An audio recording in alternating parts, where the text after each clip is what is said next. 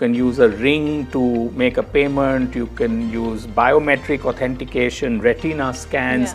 There's a lot out there. You see they've installed this technology where you just put everything into like a basket and it automatically calculates everything without you having to swipe. I want to ask you, which one is your favorite dish now that you've mentioned that you're quite foodie? Really nice burger. Okay. That really hits the spots. Yeah, but got it. Not all burgers are the same. This has to that be like really right up there. Yeah. Got it. Going and seeing a film like, say, Top Gun 2. Sure. In a cinema hall. Yeah. You just can't beat that with any kind of in-home entertainment. Hello everyone, I'm Aditi Unyal from Exchange for Media, and today we are catching up with a leader who is redefining digital payments across India and South Asia. Please welcome Mr. Sandeep Ghosh, Group Country Manager at Visa. Hello Sandeep, thank you so much for taking out time for this coffee conversation today. Most welcome. Glad to be here with you. Yes. So Sandeep, digital payment world is moving really fast. We all are witnessing it today. So what's that one old school thing which you really like to do in a traditional way, even today? There are quite a few actually, but come to think of it, from time to time I just like to go to a bookstore and flip through a book. Sure. I do read books and a few of my favorite magazines. All right. The other thing is, for all the popularity of streaming and the channels we have at home, there is nothing like watching a blockbuster film on a large screen in a cinema hall. So that's true. Very traditional, but I still do some of that. If I may ask, which one is your favorite movie recently, which you have seen? Well, not that recent, but yeah. I just the experience of going and seeing a film like, say, Top Gun 2. Sure. In a cinema hall. Yeah. You just can't beat that with any kind of in-home entertainment. I completely agree to that. So 2025's buzzword is AI, personalization, and real-time engagement. So my question to you is that in the payment world, what's that one tech trend which you think is very much overhyped, and one which you think that this one is genuinely very nice and it could be a game changer? Right. So honestly, with a lot of payment trends, it's not about being overhyped. Sure. One of my colleagues, in fact, his name is Jack Forrestal, and he's the global head of products at Visa. Yeah. He said something, and I will sort of borrow his quote. He said, the future is here when it comes to payments. It's just that it's not evenly distributed. So something that may be kind of round the corner in a particular geography or market may appear overhyped in another context.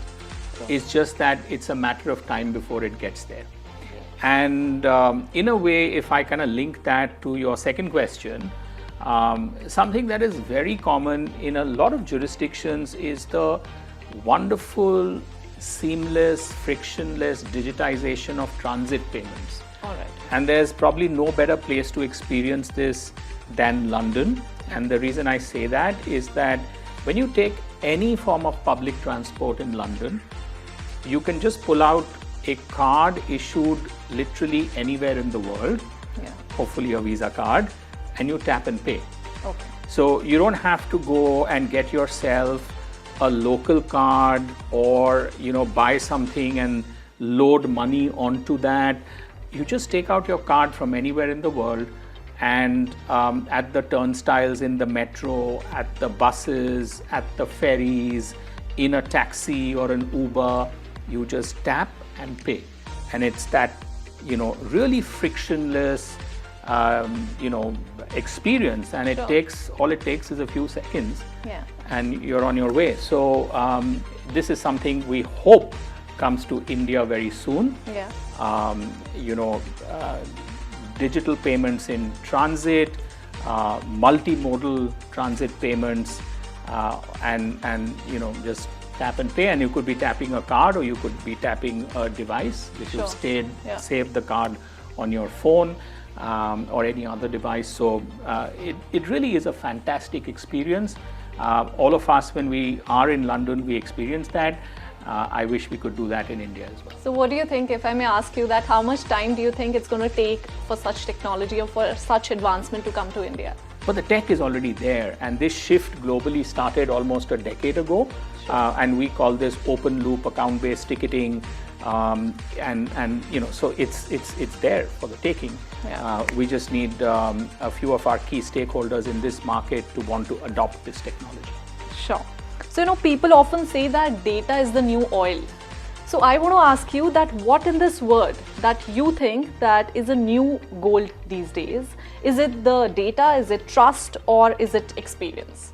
Data is super important because what data does is that it allows you to make a whole host of things contextual. When leveraged properly, also helps prevent fraud. It sort of ensures, as I said, because of that contextual capability, that you are marketing the right thing to the right person at the right time, and so on and so forth.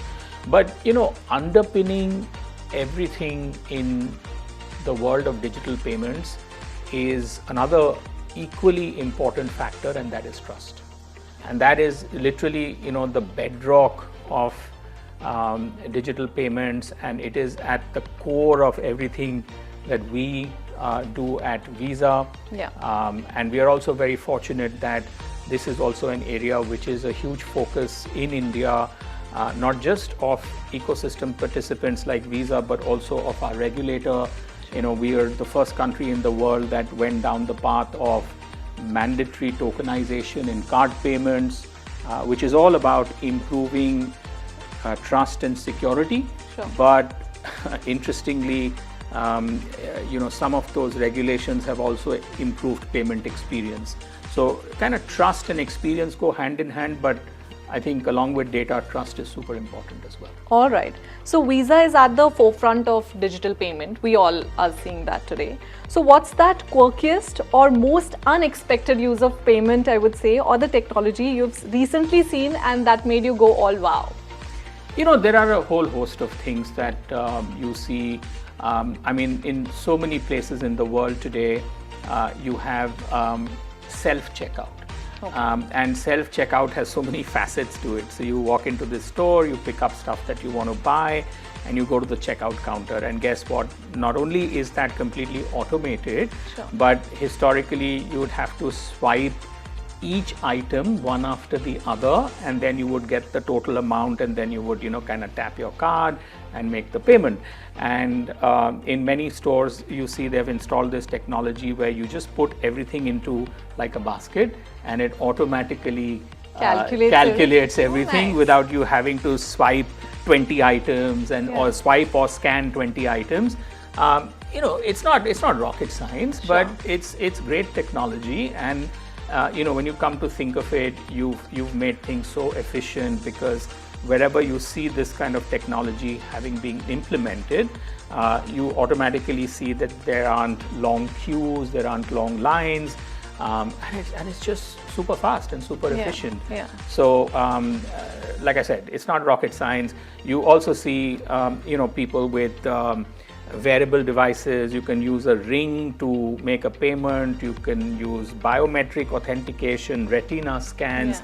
Yeah. There's a lot out there. But I thought something as basic and fundamental as this automated self-checkout, where a basket of goods, you just place it in a particular kind of a box, and it just calculates whatever you've picked up. Yeah. Accurately. Yeah. I thought that was pretty cool. Yeah, and that'll be great to have such sort of technology in India. Absolutely. Yeah. Absolutely. So one quick one, AI bot managing consumers' queries or humans with intuition? So what's your pick for the future of customer experience in Fintech particularly? You know what?